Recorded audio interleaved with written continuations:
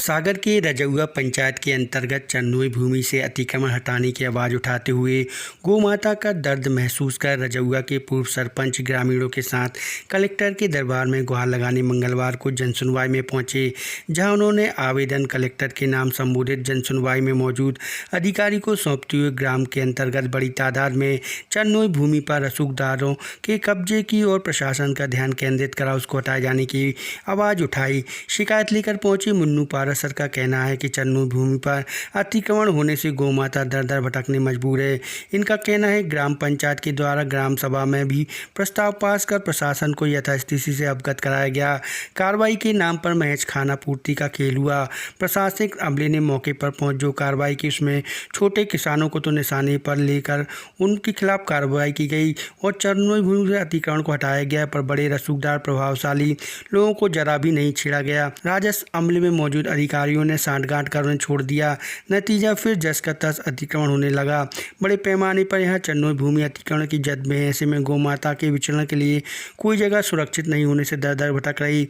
पशुपालकों को भी इसके कारण परेशानी उठानी पड़ रही। शासन गौमाता के संरक्षण के लिए बड़े बड़े दावे कर रहा, हकीकत यहाँ यह है कि उसके लिए आरक्षित चंदोई भूमि भी सुरक्षित नहीं है, उस पर कब्जा का अतिक्रमण किया जा रहा।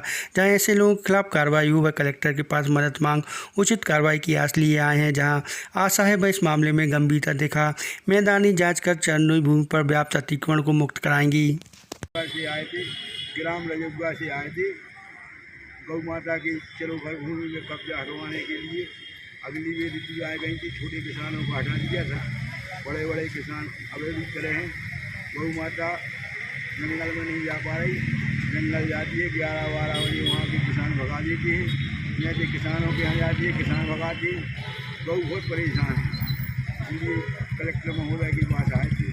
तो आपने इसको लेके पहले कभी प्रशासन को अवगत कराया? इसको हम लोगों ने कई भी अवगत कराया, ग्राम सभा का प्रस्ताव भी लगे, ग्राम पंचायत ने भी कहा।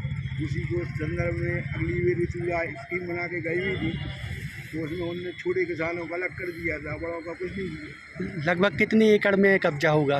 कम से कम 300-350 एकड़ में कब्जा है। 300 एकड़ अगली बार छुड़वाई थी, वो जहीं का नहीं हो गया।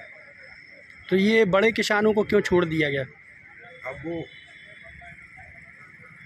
भ्रष्टाचार की नीति के कारण साल में मुआवजा आता है सीधा।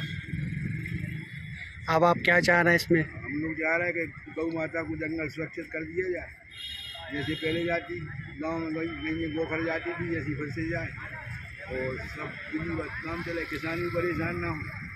हम लोगों के खेतों में आती है, हम लोग भगाए नहीं तो फसलें खराब हो रही, भगा रहे तो हो रहा है। इसलिए हम लोग माननीय कि हमारे कलेक्टर महोदय। क्या नाम है आपका? मुन्नू पारासर।